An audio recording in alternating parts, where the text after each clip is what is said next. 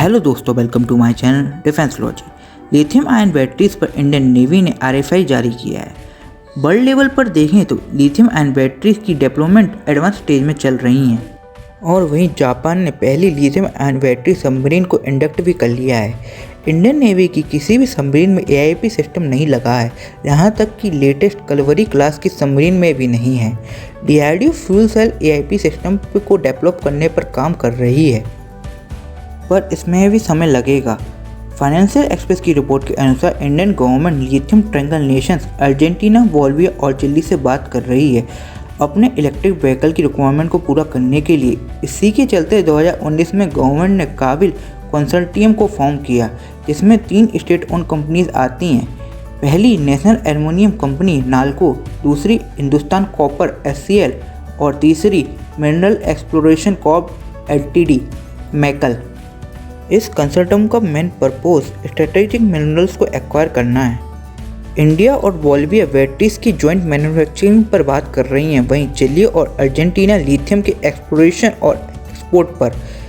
इन minerals को electronic vehicle के अलावा space launchers, solar panels, mobile laptops और हाई टेक मिलिट्री प्लेटफॉर्म में भी उपयोग किया जा सकता है।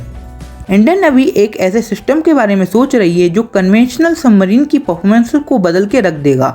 Indian navy high capacity lithium ion battery system की डेवलपमेंट के बारे में सोच रही है। इंडियन नेवी ने 20 मंथ की डेडलाइन दी है इस प्रोजेक्ट के लिए। इसी ईयर में मार्च में जापान ने ओरियो सबमरीन को कमीशन किया है, जो वर्ल्ड की फर्स्ट सबमरीन है जो लिथियम एसिड यूनिट की जगह लिथियम आयन बैटरीज का यूज़ करती है।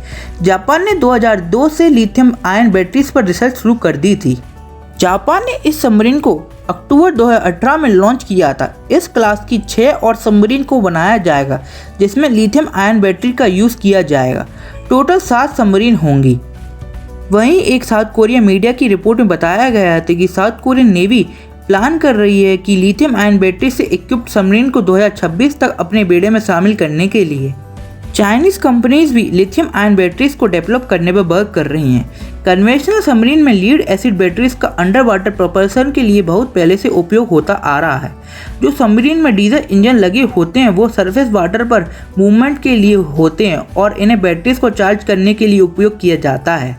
क्योंकि पानी के अंदर डीजल इंजन के कंपेयर में बैटरी ज़्यादा साइलेंट होती हैं और न्यूक्लियर पावर सबमरीन के कंपेयर में भी इसे डिटेक्ट करना बहुत मुश्किल होता है।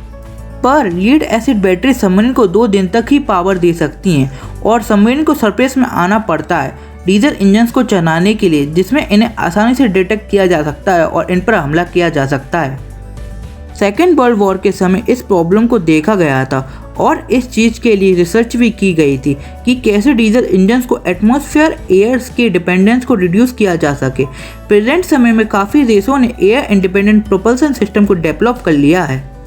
एआईपी सिस्टम से सबमरीन को पानी में अंदर रहने की क्षमता और भी ज़्यादा बढ़ जाती है। एयर इंडिपेंडेंट सिस्टम की टेक्नोलॉजीज में से एक क्लोज्ड साइकिल डीजल इंजन की टेक्नोलॉजी है, जिसमें लिक्विड ऑक्सीजन और फ्यूल सेल्स का उपयोग किया गया है।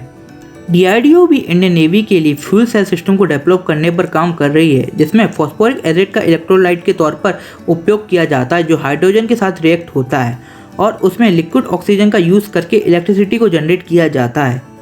डीआरडीओ का फ्यूल सेल सबमरीन को 14 डेज की एंड्योरेंस दे सकता है, पर सबमरीन में एआईपी सिस्टम लग जाने सबमरीन का वेट तो इंक्रीज होता ही है और सबमरीन के कंस्ट्रक्शन में कॉम्प्लेक्सिटी और बढ़ जाती है। सबमरीन में लिथियम आयन बैटरीज के यूज़ में एआईपी सिस्टम की जरूरत नहीं पड़ेगी।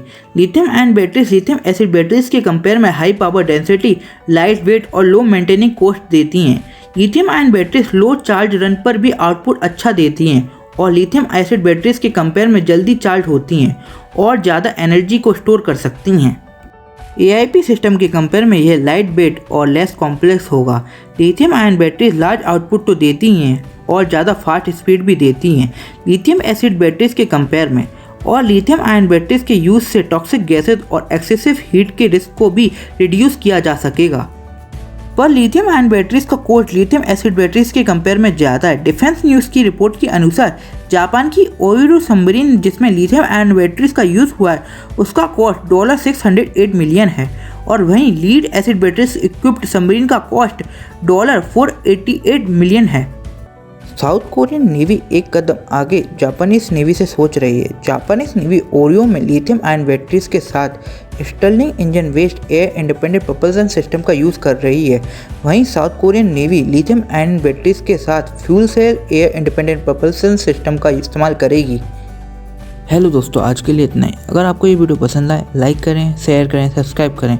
Thank you for watching this video. जय हिंद।